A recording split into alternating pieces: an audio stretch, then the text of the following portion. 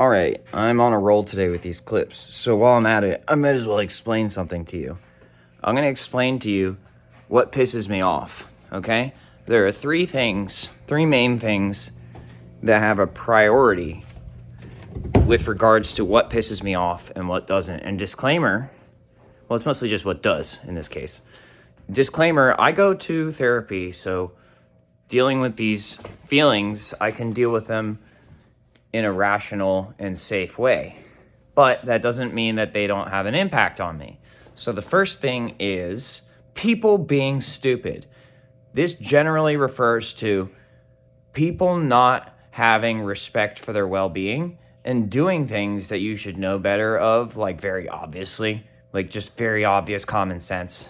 And that people typically refuse to do these things because they're belligerent and stupid. Number two, corruption.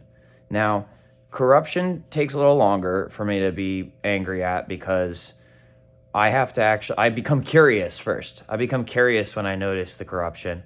And then if it's because of stupidity, then I get angry. If it's just a weird systemic thing, I typically don't really get angry. I start trying to problem solve. But if I encounter stupidity along the way, that pisses me off.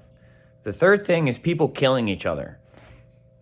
This takes even longer because I have to figure out how and why they're killing each other.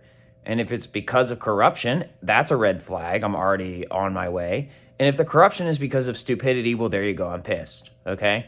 Now, like I said, just a little, and it's just a little insight into my personality, because I feel like some people don't always understand that. And prompting event, by the way, because I'm doing my therapy, prompting event for these feelings, in this case is I got near my house again on the way back from the K1 speed that I just went to, and a police officer was near the intersection over there, and he left some space.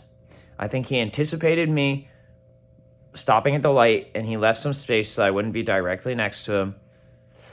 And,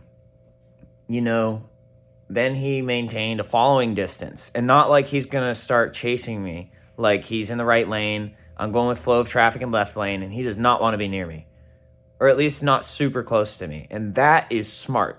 That did not piss me off. That was smart. Especially if that person knows who I am, especially if they have any information on what's been going on with me lately, that was uber smart.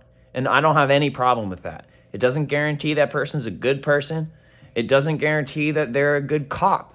But it does guarantee that in this case, that was smart, whether they know it or not.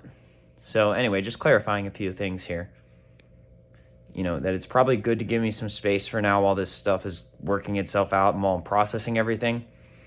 And I don't think you should get that close to me if you're a cop unless you have a good rapport with me. Let's put it that way. And even then you should, maintain a respectful distance. And I don't think you should be trying to arrest me from now on based on what's been going on. Anyway, all this and more on QRL BRRLL.